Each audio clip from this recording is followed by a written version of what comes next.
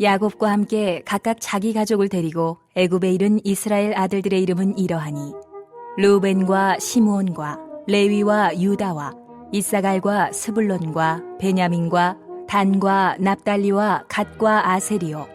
야곱의 허리에서 나온 사람이 모두 70이요. 요셉은 애굽에 있었더라. 요셉과 그의 모든 형제와 그 시대의 사람은 다 죽었고 이스라엘 자손은 생육하고 불어나 번성하고 매우 강하여 온 땅에 가득하게 되었더라.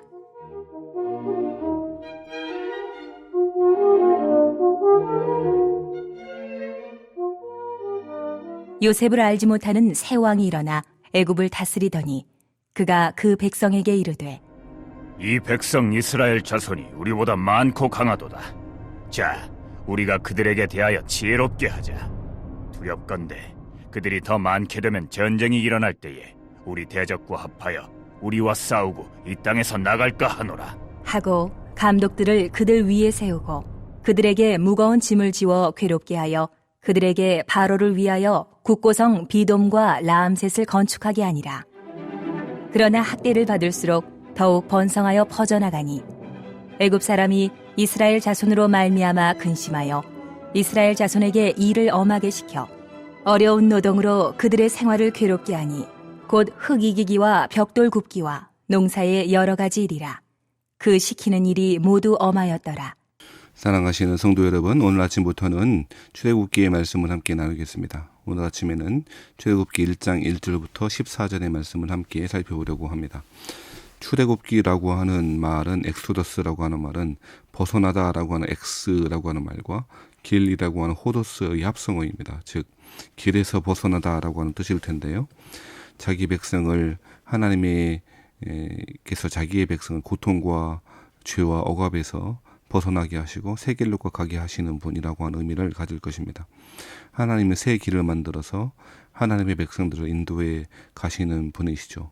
애굽이라고 상징되어지는 세상의 나라에서 벗어나게 하셔서 가나안이라고 하는 하나님의 통치를 받는 하나님의 땅으로 인도해 내시는 스토리, 우리 구원의 여정과 하나님과의 관계 맺음이 무엇인지를 잘 보여주는 그 여정이 출애굽기에 잘 나타나 있는 것이죠. 오늘 1장 1절부터 14절 말씀에서 강조되어지는 것이 몇 가지 있다고 생각되어지는데 그것은 이스라엘 자손이 생육하고 불어나 번성하고 매우 강하게 되었고 온 땅에 가득하게 되었다라고 하는 7절의 강조의 표현입니다.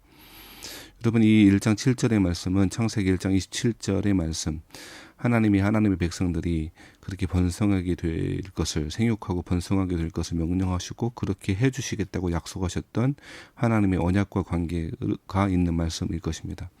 창세기에서 이야기한 바대로 또한 그리고 하나님께서 아브라함에게 약속하신 그 언약의 말씀에 따라 그 언약의 말씀의 내용들이 실체적으로 실행되어지고 성취되어지고 있음을 잘 보여주고 있는 것이죠. 여러분 잘 아시는 대로 하나님은 아브라함에게 그의 자손들이 하늘의 별과 같이 창대하고 번성하게 해주시겠다고 약속하셨더랬습니다. 아브라함에게 이 말은 참 믿을 수 없는 말이었을 것입니다. 그저 이스마엘 그리고 이삭 정도 낳고 죽은 그 아브라함이 그 후손들이 하늘의 별과 같이 많게 될 거라고 하는 것은 그의 상상 속에서는 없는 일이었을 것입니다. 하지만 하나님은 그의 말씀을 아브라함과 맺은 그 언약을 신실하게 지키시는 분이시죠. 하나님 이스라엘 사람들의 상황이 어떠하든지 관계없이, 즉 애굽에 있든지 애굽에서 여러 학대와 노예의 노동을 견디고 살아가는 그 상황 가운데에도 여전히 하나님의 백성들이 생육하고 번성하게 되었다는 것입니다. 사랑하신 여러분, 12절 말씀에도 보면 학대를 받을수록 더욱 번성하여 퍼져나가니 애굽 사람이 이스라엘 자손을 말미암아 근심했다라고 말하고 있지 않습니까? 어떠한 고통과 고난 가운데에서도 하나님은 당신의 약속을 신실하게 이루시고 있다라고 하는 것을 기억해야 할 것입니다. 또한 이러한 오늘 본문의 말씀은 고난과 고통의 의미에 대해서도 살펴보게 합니다. 하나님은 이스라엘 사람들에게 이러한 학대와 노예 노동의 고통 없이 하나님의 백성들을 인도해 낼 수 있지 않았을까요? 물론 하나님 그렇게 하실 수 있을 것입니다. 하지만 이스라엘 사람들의 모습을 보면, 그리고 출애굽기와 신명기에 나와 있는 이스라엘 사람들의 모습을 보면 그들의 노예 근성, 그들의 완악함, 그들의 죄성은 그렇게 단순해 보이지 않다라는 것입니다. 하나님은 구름과 하늘의 모든 천군 천사를 동원해서라도 어떠한 방법을 통해서든지 하나님의 백성들 순간 이동을 통해서든지 하나님의 백성들이 그저 가나안 땅으로 이주시키는 것은 아무런 어려움이 없었을 것입니다만, 하나님은 왜 광야의 40년 길을, 그리고 수많은 억압과 고통의 세월들을 보내게 하시면서 약 400년 정도 됐을 텐데요, 그 고난의 시간을 보내게 하셨을까요?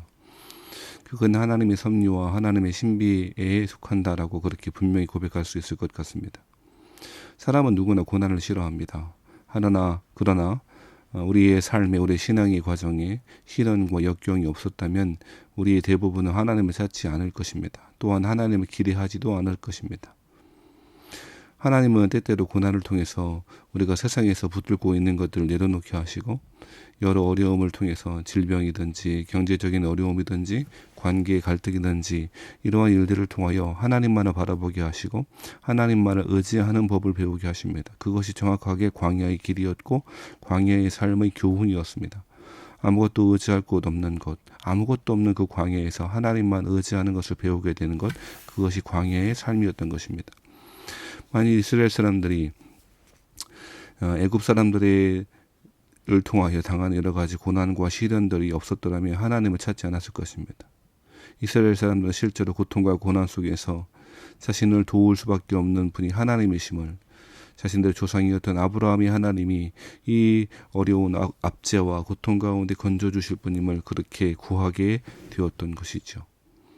사랑하시는 성도 여러분, 고난은 때때로 우리가 하나님에게 얼마나 떨어져 있는지를 알게 하시고 하나님께로 돌아가게 하는, 하나님이 더 큰 고통과 위험을 막으시는 확성기와 같은 역할을 할 때가 있다는 것입니다. 말씀 마치겠습니다. 오늘 출애굽기 1장의 시작은 이스라엘 사람들이 생육하고 번성하는 것이 아브라함과 맺은 언약, 하나님의 그 신실하심에서 출발했다고 이야기하고 있습니다.